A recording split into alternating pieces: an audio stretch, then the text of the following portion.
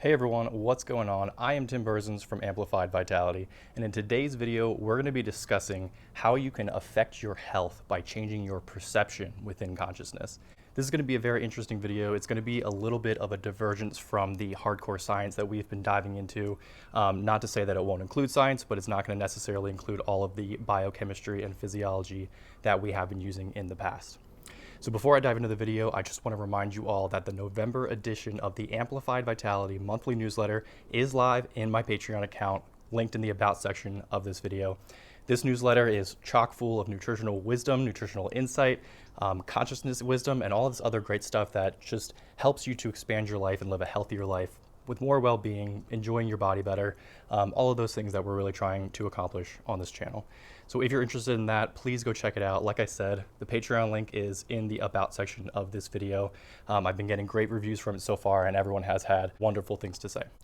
Now, diving into today's video, when we're talking about changing your perception and changing the way that you think about reality, think about yourself, think about your body, think about life, when you change the way that you look at reality, the reality that you look at actually changes as well. And we're going to go into a couple different ideas and concepts that have really supported this idea, including quantum theory, including some of the water studies with Dr. Masaru Emoto, and even diving into some of the Albert St. Georgi material in a book that he has called The Living State. But the basic idea is that we all have a certain perception of the content, the data that happens within our life. We hold this context that we hardly ever think about that usually remains unconscious. And when we try to affect the world, we're doing it from matter to matter. We're doing it by grabbing onto that content and trying to change the content. But the truth of the matter is that the space that the content exists within, the context or the frame that the reality exists within, informs the content much more in a much more powerful way that can have far greater results than simply going from matter to matter by trying to manipulate the content. And while this can often seem like a little bit more of a hands-off approach because you're not diving in and saying that this specific action needs to be done, but rather that you need to hold a certain frame or hold a certain context, what actually happens is that when you let go of the content and allow it to just kind of run through its automatic processing, its automatic programming, and you hold the space, you hold the context of what you want to happen, then while it might not shift immediately, it will inevitably shift because you are no longer creating the space for the old to exist. You are only creating the space for the new to exist. And when you do that over time, as that content starts to unfold and play out, as all content does, the frame will continually inform that content so that now it will start to morph towards what you want. So when we're talking about our body, we're obviously talking about health, we're talking about fitness, trying to get well-being and more energy and better sleep and all the other things that we're trying to accomplish here. And so we can dive into that by doing things with nutrition, doing things with exercise, lifestyle factors, and those are all very important. Those are the content pieces. But the question is, from what frame are you doing those content pieces? From what frame are you acting? From what frame are you believing and thinking and perceiving? Because if you're doing it from a frame that is not supporting the ultimate goal of where you want to go, then you're actually going to be working against yourself. It's sort of like if there's a current in a river and your goal is here and you're here. Well, if the current is flowing away from where you want to be, you can get to where you want, but you have to swim really hard to get there. And then when you get there, you have to maintain it by continuing to work. But if you can get to a situation where you're now creating the context that supports that goal, and that makes the goal more natural, makes it just the way that things are, the natural perception of the way reality is. Now the current is moving you towards that goal. So if you don't do any effort, you'll still end up at that goal. And once you're there, it's easy to maintain or continue even further on to the next thing, and the next thing, and the next thing, and the next thing. This is actually how we're all creating our lives, but we often get stuck into the content and forget that that context is so important. And so that context goes on autopilot. We start thinking things based on the way that we've always been taught things are, or conditioned that things are, the way that we've just blindly perceived reality. And we create these invisible bars around our actual perception, and these visible bars around the life that we live. So we get stuck in this little box and don't realize that we actually do have the power to change it. But the way that we do that is by not continuing to repeat the same perception by holding that same perspective, but instead shifting into a new perspective that actually allows us to evolve. So before we go too far into exactly what you can do to actually shift the context, to shift the way that you're viewing things, we want to look at the support for this. If you've experienced this in your life, you know it's true. I know it's true because I've experienced it. I've seen when I change my perception of something that the thing that I change my perception of actually changes. I've seen how it unfolds in a natural way. And once you've experienced that, no one can tell you otherwise because you have experienced it, However, with a lot of the quantum studies starting to come out and a lot of these structured water studies that people are starting to look at, we're seeing that there's actually a very strong scientific basis for this because consciousness is not an inactive observer. The observer through consciousness is actually creating and informing the thing that you are aware of. So if we can change the way that the consciousness is aware of something, then we can create it differently. So the basic studies start with water. Water is the medium of all consciousness. It's the way that life is formed through consciousness. Water is a really interesting molecule because it has a partial positive charge on the hydrogens and a partial negative charge on the oxygen. The electrons are pushed more towards the oxygen, so it has that partial negative charge. We can see this when water gets cold enough that the bonds don't become fluid anymore and become static, aka when water freezes into ice. When water freezes into ice, it creates a crystalline structure because all of the positive charges from the hydrogen and all the negative charges from the oxygen are lined up in a crystal lattice-like structure. So what Dr. Masaru Emoto found was that if he were to give loving intention and loving energy into water and then freeze it, what would happen is that it would freeze into perfect crystalline structures, the exact shape that it was supposed to be, all the bonds perfect, no errors, nothing weird about it. But if he were to send a hateful intention towards this water and then freeze it, what he would find is that the water would freeze in amorphous blobs and strange shapes and warped images and things like that. It wasn't that beautiful crystalline structure that we would normally see had we frozen it with the intention of love. Now that seems a little far out there, but when you actually understand that the levels of consciousness are informing reality, this all starts to make sense. And especially when you start to consider the fact that water is the medium through which consciousness informs all of life, because water is necessary for life. So then he repeated the study using rice. He would take rice, put it in a little bit of water. He had 3 different jars. One jar said, "I love you," one jar said, "I hate you," and one jar was not even in sight at all. He put these jars in a classroom of kids. So every time the kids looked at it, it's like, "Oh, I love you." Or they would say, "Oh, I hate you." And after 1 month, what he found was that the "I love you" rice was perfectly fresh, perfectly safe, nothing wrong with it. Whereas the "I hate you" rice had started to degrade and it was molding and it was deteriorating and all these things. Meanwhile, the one that got no attention was sort of in between, which kind of supports the fact that all things need consciousness in order to continue to perpetuate. Consciousness is what gives life to reality. So when we look at those studies and we combine that with the idea that the observer collapses the electron cloud of a molecule into its position, which is what quantum mechanics basically tells us. All atoms have protons and neutrons in the nucleus, and they have a cloud around it of electrons. And what they found is that when the observer from consciousness tries to find where the electron is, this cloud of probabilities collapses into an actual position. And basically what that means is that through a space of infinite possibilities, consciousness is observing reality into existence by collapsing the wave-like structure into a particle-like structure and creating the physical matter that we know of. And in fact, it's been known for a very long time that most of everything is empty space. The distance between the electrons is the same as the distance between our planets in our solar system, mostly making up empty space and just repelling each other through the electromagnetism, through the actual magnetic properties of the negative charge of electron and the positive charge of the proton. And so all of this starts to make a lot more sense that this reality is really being perceived into existence, taking all those potential energies and turning them into, collapsing them into those particles. Now, of course, there are infinite points of consciousness, and every single person, let alone every single animal, every single plant, every single everything, is a particle of consciousness. And so all of it is being created collectively within this agreement of a system. There are these big energy fields that are swirling, and then within those energy fields are smaller energy fields. With those are smaller, smaller, smaller, smaller. You are in a certain energy field, and you can have certain direct willpower control over which energy field you decide to be in. Or you can, over time, start to move into a larger energy field, which is how you can actually change your entire perception of your reality.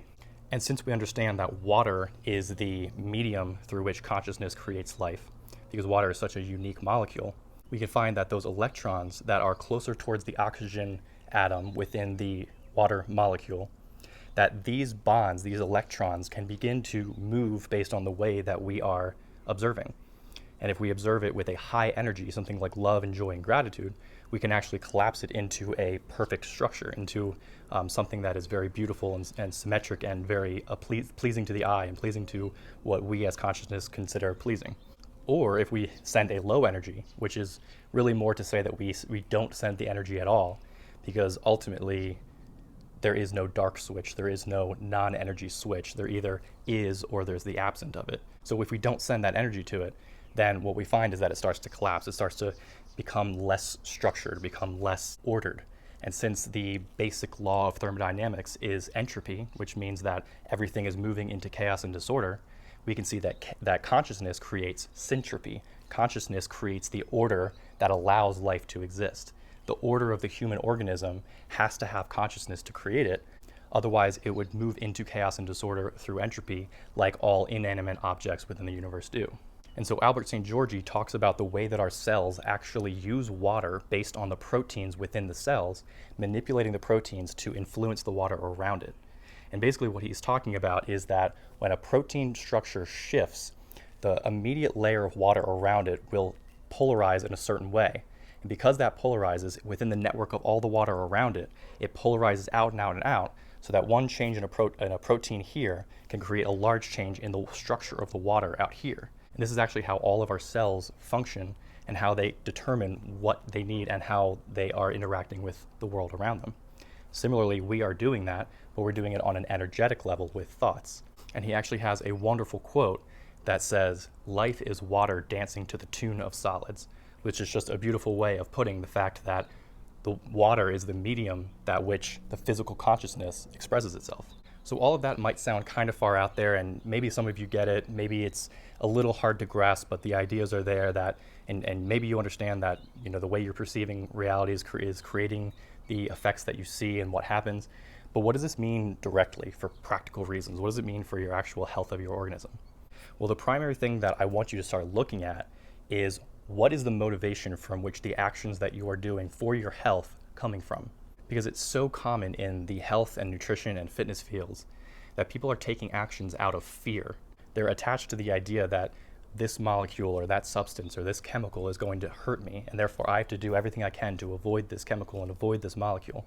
And so what they end up doing is taking these actions out of fear that if they have that molecule, then they're going to die, or they're going to get sick, or they're going to get fat, or whatever it is. And this is especially true in the bioenergetic field, where we start to see this myriad of different substances that are proclaimed to be so terrible for you that you absolutely must avoid.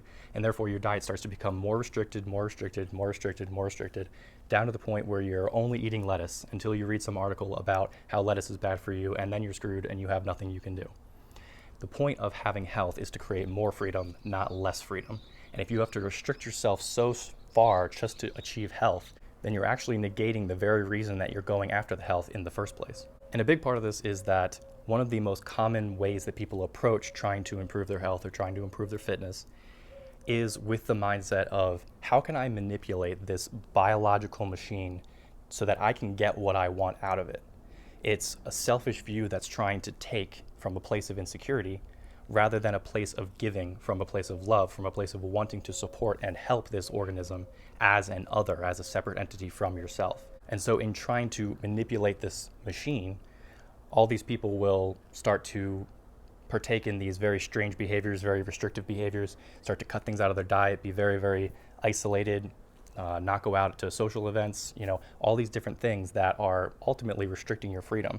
And what I found inevitably is that every time someone starts going too far down that path, this fearful path of trying to restrict foods, restrict activities, restrict exposure to these things, they always get less healthy. They always become less and less healthy. And the reason is because they are implicitly telling their body that it is weak and vulnerable and that it cannot withstand the world, the resistances from the world. And so ultimately, what we want to do is be sending the signal to our body that it is powerful, that it's strong. Because remember, the way that you perceive anything will inform that piece of content to behave in that way. So if you're viewing your body as something that's weak and vulnerable, and that you have to restrict all these different things and control and manipulate all the different content to be just the way that you want it to be, then you're going to be inevitably hurting the health of your body, disempowering your body. So some really common ones that I've seen are things like acid rain and EMFs and even polyunsaturated fats or pesticides and things of that nature. Now, I'm not saying that these things aren't actually bad for your health. They most certainly have been shown in studies to be bad for your health. So in general, yes, you want to avoid these things. But the question then comes back to, again, from what motivation are you avoiding those things? Is it from a fearful place, or are you avoiding them because you want to take care of your body, you want to support your body, you want to love your body? And if it's the case where you can't get away from one of those things, you're out with your friends and you happen to eat polyunsaturated fats, or you find out that your entire house is highly electromagnetic, with the EMFs are very strong in your house, well, are you now feeling more and more vulnerable from that? Or do you trust that your body actually can handle it and that it will be okay? Because as you trust more and more, you become more immune to those types of things. And this isn't just an idea. This isn't just concepts that I'm throwing around that sound nice but don't have any backing. These are very well studied and proven concepts. There have been studies done on gratitude that have shown that after 3 days of practicing the state of gratitude, the emotional state, that stress markers like cortisol will significantly drop, while immune and protective molecules like immunoglobulin A will actually increase significantly. So what we're finding here is that if you're coming from this fearful place of the EMFs or the acid rain or the polyunsaturated fats or whatever it is, you're actually lowering your immune system while increasing the stress hormones, and therefore actually putting your body into a state where now that thing actually is going to cause damage to your body. Whereas if you stay in a state of gratitude and a state of trust and a state of peace and love and joy and all the other good emotions, you're actually raising your immune system to handle this stress so that now you are immune to it. Now, even though that thing actually is in your environment, your body's completely and perfectly able to handle it. This is the true state of health. This is actually how to achieve health. It's not by restricting and avoiding all these things. It's by bolstering your body, empowering your body, and getting it to a place where it's strong enough to handle all of the resistance from the world. Even just to exist, we have to overcome a certain amount of resistance that nature provides for us. It's sort of the toll, the price that you have to pay to exist in the world. If you can't overcome that resistance, you don't exist in the world and you die. Well, this resistance is completely and perfectly overcomable by the body if you are in this state of consciousness, this high energy consciousness. But as you move down into really low levels of consciousness, places of shame and guilt and fear and anger and all the negative emotions, you start to move out of the place where you're actually overcoming that resistance. And that's why things like guilt and shame and all those other negative emotions directly cause disease. They're making your body more vulnerable. Yes, maybe the mechanism of action is EMFs or acid rain or polyunsaturated fats or pesticides. Maybe those are the things that actually end up facilitating what your body is naturally doing, which is lowering its health state, lowering its resiliency, lowering its resistance, and therefore starting to die. But that doesn't mean that they are the cause. Yes, they are facilitating, but they're not the cause. The cause is your consciousness, your perception. By staying in that higher perception, staying in that higher consciousness, you therefore become immune to those things, create a stronger resilience, create a stronger resistance, and therefore have more power as a human being, as a body. And so the question then becomes, well, does that mean that you shouldn't take any actions for your health? And the answer is, of course not. Of course you should be taking actions for your health. But again, you have to come back to what is the reason that you're doing it? What's the motivation behind it? Are you doing it in a way that's wanting to love and support your body and take care of it? Or are you doing it from a fearful place of worrying about the outcome and trying to control and manipulate this machine to get exactly what you want? Are you trying to take from it, or are you trying to give? When you use coconut oil instead of canola oil, are you doing that because you want to provide the best nutrition for your body and that you love it? Or are you fearful that if you eat those polyunsaturated fats that your body's going to break down and become toxic and fall apart?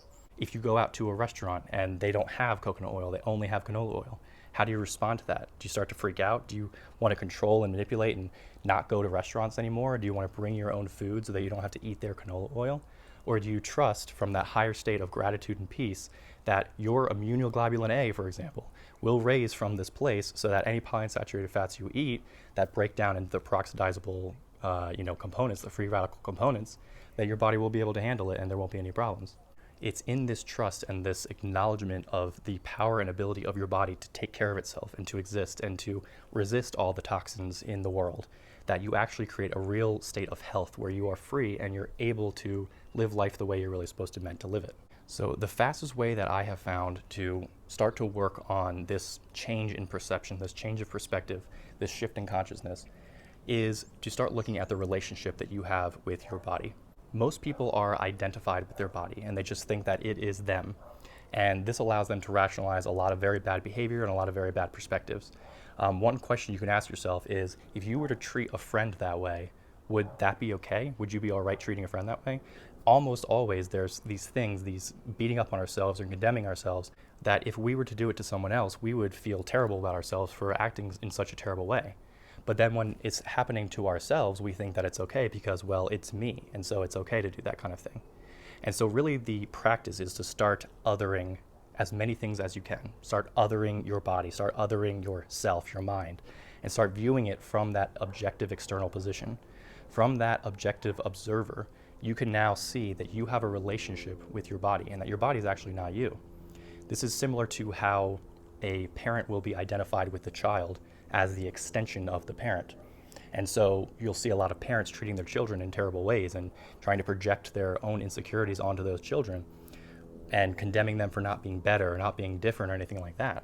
But the reason that these parents are doing that is not because they're evil, it's because they are identified with the child. They see the child as an extension of them. And because the child is an extension of them, they rationalize that this is okay. You can treat them that way because you're trying to control that portion of you to make it different. But if you can let that go, if you can start to recognize that the child is not you, recognize that the body is not you, and that you are actually the one observing the body, then you can get to a place where instead of wanting to take selfishly from it and find ways that you can manipulate it to get to your own ends and outcomes, that you can now actually begin to view it objectively and begin to want to give love to it, want to provide the support and take care of it, which you are not able to do when you think that it's a part of you. And what you'll find is that if all actions are done from this place of wanting to give to the animal that is your body, from wanting to give to it, then you'll find that the actions will align very quickly to get you into a place of really good health very, very fast. Whereas if you're trying to manipulate the body so that you can take some end from it, well, now you start to get confused. You lose your ability to see clearly because you are perceptually blind. From that place of wanting to take, you have no power. From the place of wanting to give, out of that high energy of love, now you are actually connected to the source of all power, to the battery, the electromagnetic charge that supplies all things, the consciousness that informs and creates all content. So the very best practice that you can start to incorporate into your life is every time you eat, every time you're digesting, anytime you're working out, or doing anything that has to do with your body, ask yourself why you're doing it and start to become aware. And ask yourself if you are trusting that your body will handle it, trusting that your body can digest this food properly. Are you eating that food because you're trying to make the body do something? Or are you giving that food because you love it and want to support it? Are you exercising because you love it and want to support it? If you do, then you won't over-exercise. Over-exercise comes from trying to control the body and making it do these things. Same thing with something like fasting. Fasting can be, in certain situations, very helpful, but too many people have gone too far, fasted too long or too much because they're trying to get something out of the body. They're trying to get more fat loss so that they can have some sort of gain from it. But if you want to give to the body, you want the body to be in perfect shape because you love the body and you want to support it and take care of it, now all your actions align and it becomes very clear and very easy to know moment by moment what your body needs. You can become present with it and see it and observe it rather than going blind and unconscious. And the changes don't necessarily happen overnight. And the reason is because trust takes a long time to start to rebuild. When your body is acting in a way that you don't enjoy, that you don't want, or if your body looks a way that isn't really pleasing to you, you have to step back and say, okay, I can accept that this is the way that it is, but I'm not going to continue to condemn my body because I'm knowing that if I do that, I'm only recreating by that context the same thing that I have already been experiencing and the same place that I already am. Whereas if I can step back and give it love anyway and support it anyway, then like the child who is, on a sports team or something and not playing very well, if the parent starts supporting them, they're going to start playing better. Well, the body will start behaving and performing better if you start loving it and supporting it rather than condemning it for not being where you want it to be or not being better or not being different or whatever it is. And as you continue this, what's going to happen is you're going to start uncovering these deep psychological wounds, these deep things, these patterns within yourself that will start to unveil to you just how you have been creating all the things with your health that you are experiencing.